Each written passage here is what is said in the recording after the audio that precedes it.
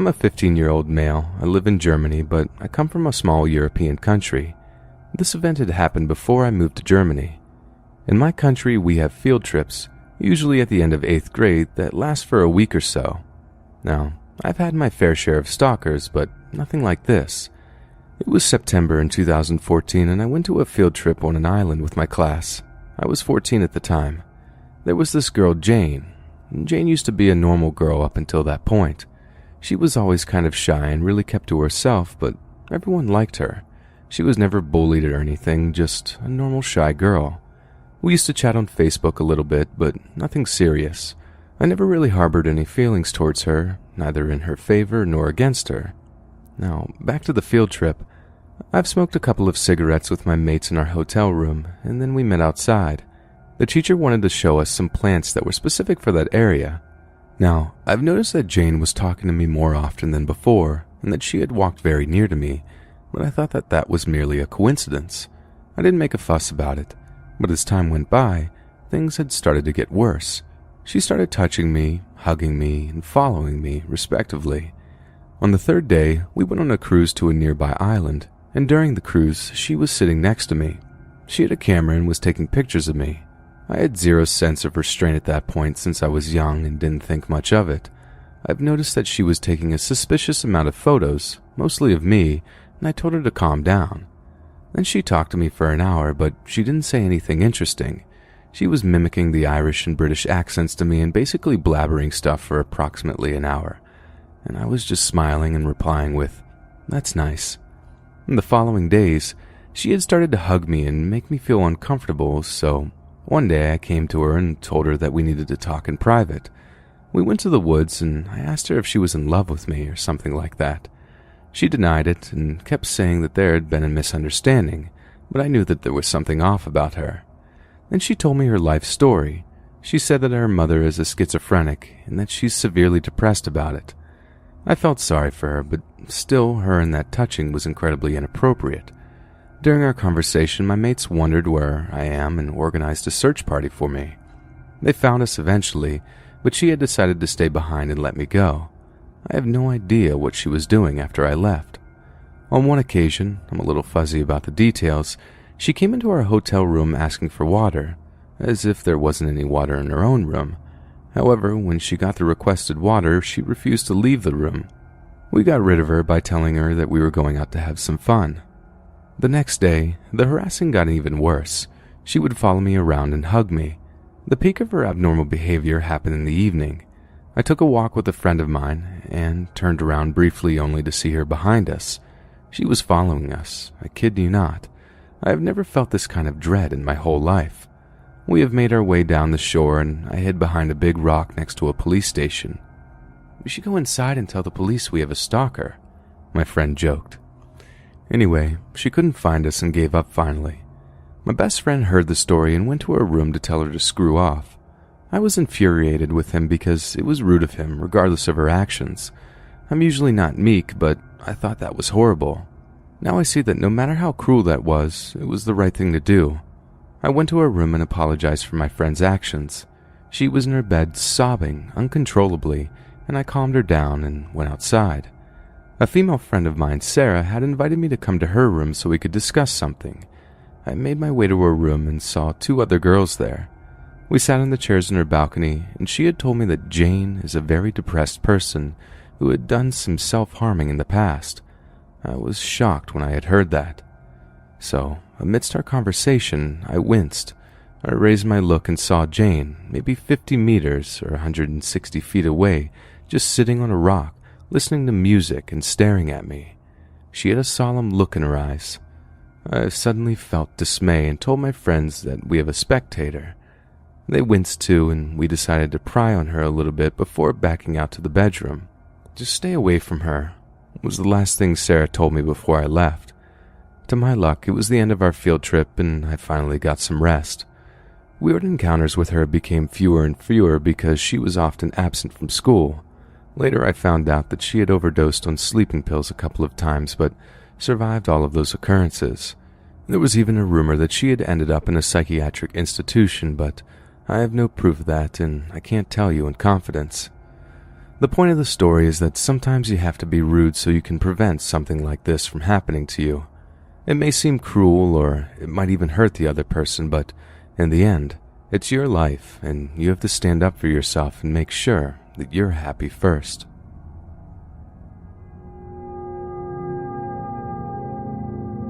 If you really like my content and want to support me, please like this video and click the subscribe button. It helps me to grow my channel as essential in reaching a wider audience.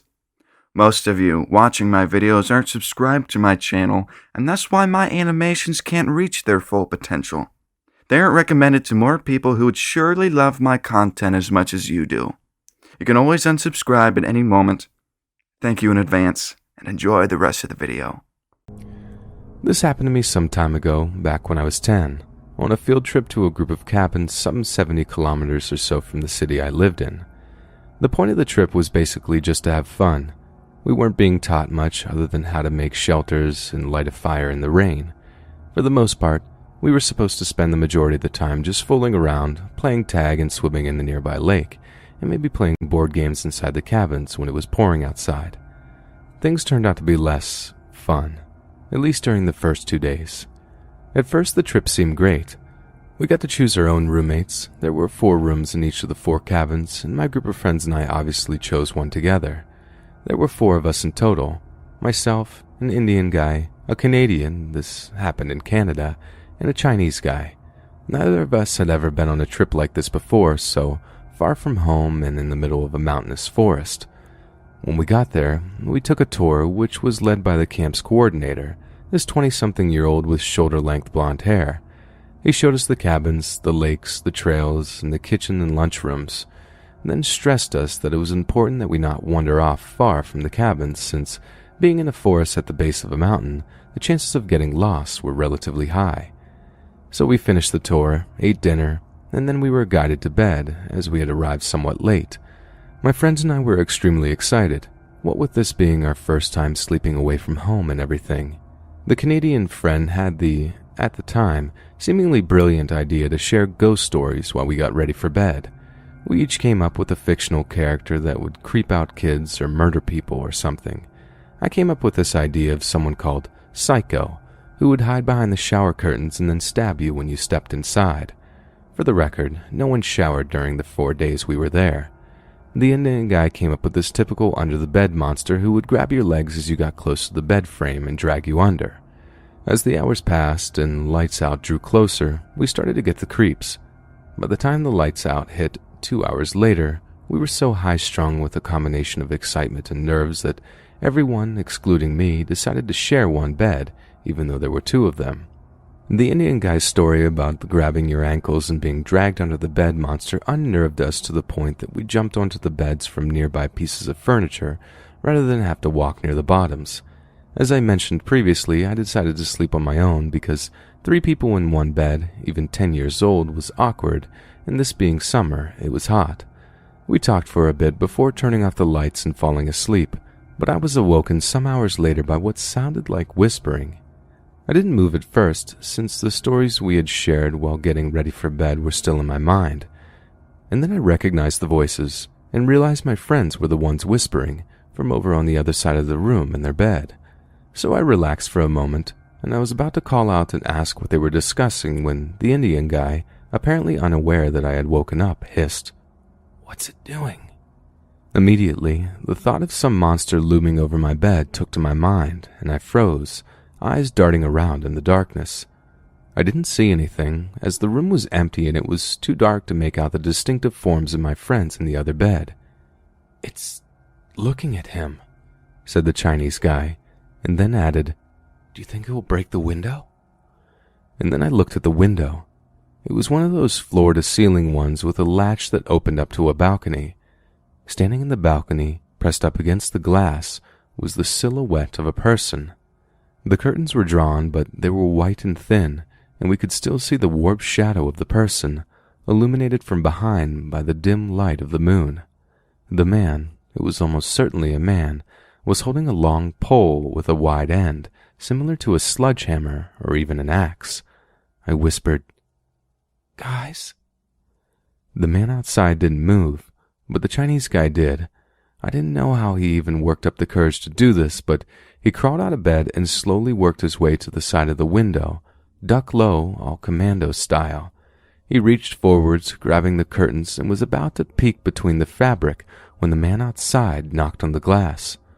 The poor Chinese friend jumped so badly that he pulled hard on the curtain, causing the entire thing to rip off the railing, letting us see the person outside.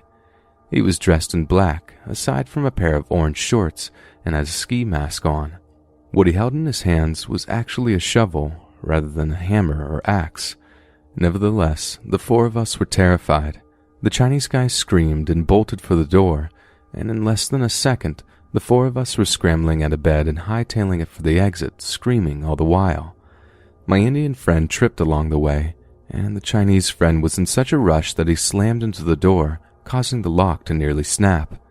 In seconds, we were in the cabin's lobby, and everyone else was rushing out of their rooms to see what had happened, teacher included. She had her own room.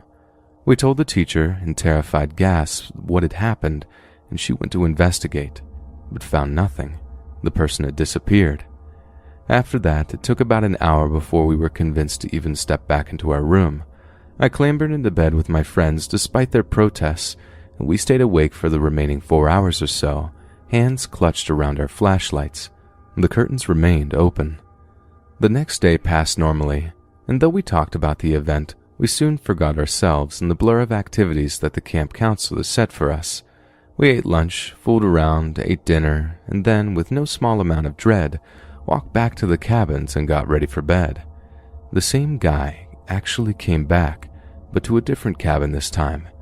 When we woke up and headed for breakfast hall, a group of girls were talking about the man with the shovel, and after talking with them for a bit, we realized that they had experienced the same thing as us. We were just about to go to the teacher and explain that there was someone out there trying to murder us little kids, when the camp's coordinator, a 20-something with blonde hair, walked into the breakfast hall, wearing the exact same orange shorts the man outside of our balcony had been wearing. He denied everything when our group questioned him, and we didn't dare take the matter to the other camp counselors or even our teachers. The rest of the trip was uneventful, but judging by the shorts, it was almost definitely him. At the time, it freaked me out to think that one of the camp's counselors was doing this sort of thing. We suspected him for murder and a whole host of other things, but looking back at the trip, he was probably just a bored young adult trying to make an otherwise repetitive job as a counselor more exciting. Still, I hate to think about how depraved he must have been to scare 10-year-olds in that way, possibly leaving them with trauma or emotional scarring.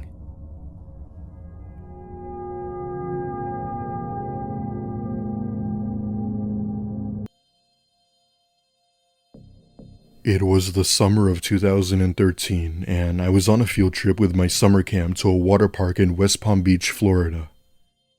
I was 14 at the time, and the whole purpose of this trip was for our end-of-camp activity. It was a relatively large water park with water slides, a lazy river, and lots of other water activities. When we got there, our camp counselors had told us that we could split up in groups but to check back at the meetup spot every 3 hours. My friends and I had went on to do our own thing while making sure to stay together as this place was huge. Fast forward about an hour later, 2 of my friends wanted to go on a water slide that I couldn't go on due to my size. I'm a big guy, 6'4" and weigh about 200 pounds, and this water park took heights and weights very seriously. As I'm waiting at the bottom, I noticed a man talking with a young boy who looked to be around 6 or 7 who I assumed was his son. In that moment, I didn't think anything of it until he immediately said something that caught me off guard. "Oh, I just so happen to have some ice cream in my car. Let's go get some." At that point, I found myself looking toward their direction, and they both walk off with him grabbing the kid's hand. Thankfully, my friends had just gotten out, and I told them everything I had just witnessed. With Alex being the oldest and a camp counselor assistant, he runs after the man and grabs him by the arm, pulling him down. However, the fight was over within seconds, with Alex giving him blows to the head. Security had come and told everyone to back away. They then, of course, arrested the man and took him to the front entrance where police would be. Thankfully, the boy's mother had come back and was crying her eyes out. Turns out, the mother had left him there while her and her older daughter went onto the ride as he was too young to ride. She was apparently also charged with leaving her child like that and wasn't sure what happened with her daughter. I still give Alex credit for stepping into a situation like that, as when he sees something, he says something.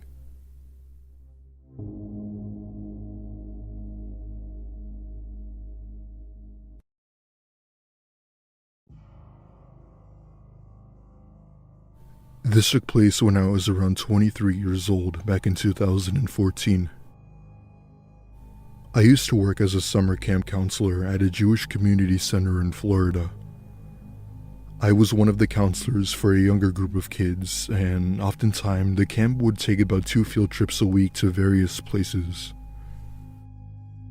Whether that be the aquarium, a water park, or even the beach, it would always be something fun and entertaining for all the campers and staff. One day, our group was going to the Museum of Science, which basically consisted of solar systems, planets, marine animals, and other cool attractions. Our supervisor told every counselor to take a separate group of kids and take them around the museum, but to meet back every hour. I mean, the place is huge, so it was no big surprise that we had to meet up. Anyway, I had been assigned to take 4 kids from the group and keep a close eye on them as we explored different sections of the museum. For privacy reasons, I'll call the kids Michael, Jay, Cynthia, and Samantha. We stopped at the marine exhibits, looked at some animals, and I even let the kids play in the kinetic sand pit they had. These kids were in the 6 to 9 age range, so I let them have their fun with me helping them once in a while. After about 45 minutes, we were in the astronomy section when I did a head count of all the kids and realized one of the kids had been missing. The missing child being Jay. I quietly cussed to myself and looked around asking the others where the hell Jay went. Samantha spoke up first and said that he went with the pirate to go find the treasure. My heart sank into the pit of my stomach as she said this, and I immediately call our supervisor to explain the situation. As I'm talking on the phone with him, I see a very tall man grabbing Jay by the arm in another room. From the looks of it, Jay was clearly uncomfortable and terrified. Thankfully, my supervisor had come along with the police. The police had placed the man in handcuffs and brought him over to Jay to ask him if he knew this man. He didn't. The man was arrested and was placed in prison for God knows how long. Apparently, the police had searched this man's house and found tons of illegal pornography on his computer and had a history of pedophilia. I got fired from my job after that incident, even when I took responsibility, and I now work at a store in a shopping mall. Back in high school, I used to be part of the honors classes. I'm sure by now most of you know what honors is, but for those of you who don't, it's basically special courses for higher achieved level students. Basically, the smartest of the smart. Now, I'm not sure how other schools do it, but my school had several field trips planned throughout the year.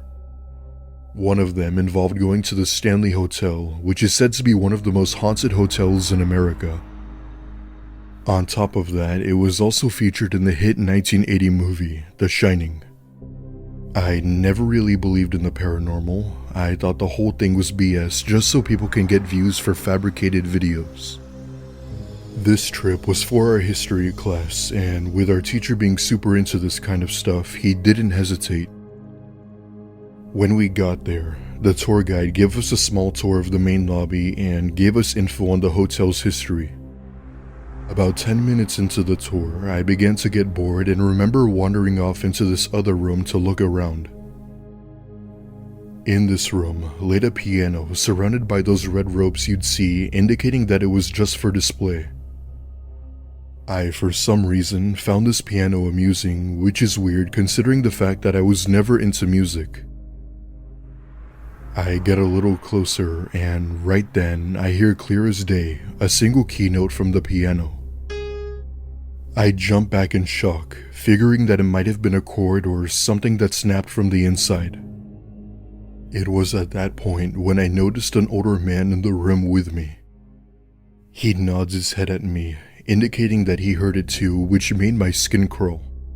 I remember getting out of that room as soon as I could, and the second I did, I heard what sounded like crumbling of falling bricks. This whole section had walls made out of them, but all of the bricks in the walls were intact, meaning that there was no damage, so I wasn't sure as to where the sound was coming from. I hurried back to the tour, not telling anyone about what I had just heard. We finished the tour, and after it was done, I went up to the tour guide and decided to tell him. He had this shocked look on his face and told me a story about a hotel maid that used to work here. She had died about 20 years ago in this hotel and loved the piano, which guests claimed to have heard. I've never believed in the paranormal, but I have no other explanation for this.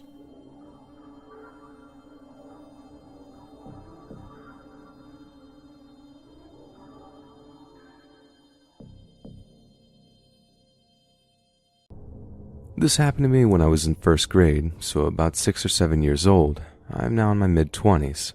Every year, the first graders take a trip to the zoo, about an hour away from our town.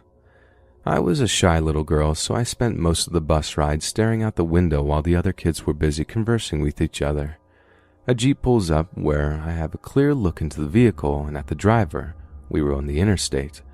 I am seeing him playing with something under his shirt, all the while looking at me and then back at the road, back at me and so forth. One hand on the wheel and the other fiddling with whatever was under his shirt. I couldn't keep my eyes off of him, fascinated about what he was hiding. And then he lifted his shirt. And yup, I got a good look at what he was playing with the whole time. He freaking waved at me. Granted, I was a little girl and had never seen one before, nor did I understand why he was doing what he was doing. A girl that was near me asked what I was looking at, and then she got to see for herself. She started hollering, and I swear to God, all the kids on the bus ran to the window to see what was going on. The Jeep gunned off, and I'm sure it got off the next exit. I remember telling my mom about it when I got home, but then I just sort of blocked it out of my mind. It was only several years later when I had 2 daughters of my own that I recalled this event, and just last night I was talking to my mom about it, wishing that I had been more mature and had thought to get his license plate number or something. All I remember is that it was a Jeep or SUV of some type and some middle-aged white guy. I just hope and pray to God that I, nor any other child in their life, ever has to go through or see something like that again.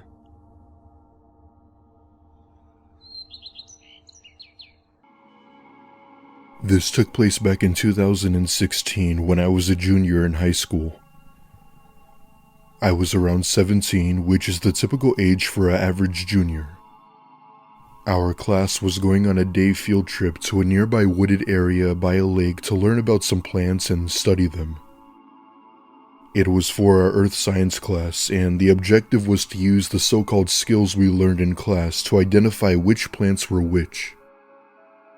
It was kind of like a scavenger hunt, and the group with the most plants found got extra credit or something. Our teacher allowed us to split up, and my friend Colin and I wandered off to go explore. We had found one bizarre-looking plant and identified it as a passion flower, a common plant native to Florida. We continue our walk and eventually come to a clearing full of grass that was about knee-high. From there on, we had identified 2 other plants that we were supposed to find, and after about an hour of playing Pokemon Go, we decided to head back. It was around 5:30, and the sun was starting to set, and the bus would be leaving at 6, meaning we had to get back soon. So there we are, walking through the thick brush, when Colin stops me dead in my tracks and shushes me. "Dude, do you hear that?" Upon the crickets chirping, I listened closely and heard the sound of what I thought was crying. It was coming from the left, about maybe 25 feet away, deeper into the woods. Colin, being the invested person he was, decided to go see what it was. Figuring that it might have been another student in need of help, I decided to go along.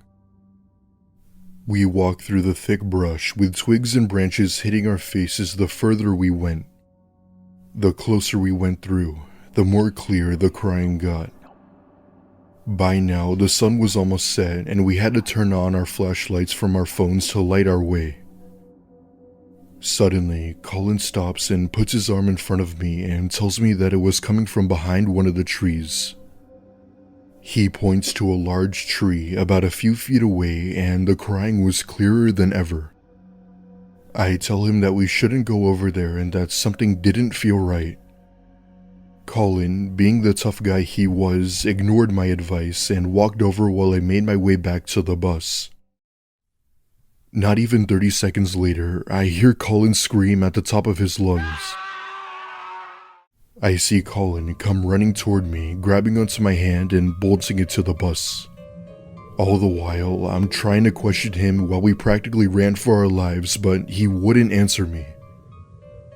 As we were running, we could have sworn we heard something from behind us, but we genuinely didn't care.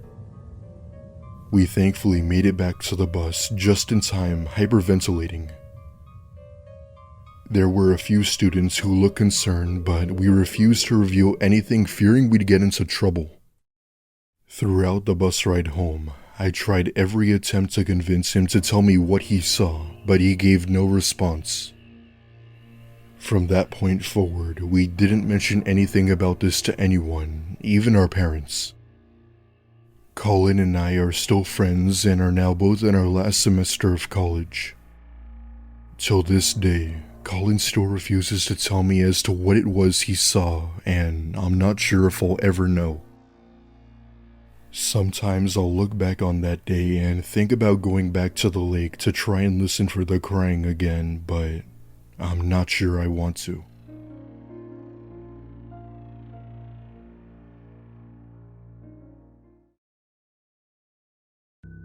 For a very short period of my life, I want to say it was around the time I was the age of 15 or 16, I lived in a fairly small house in Vermont.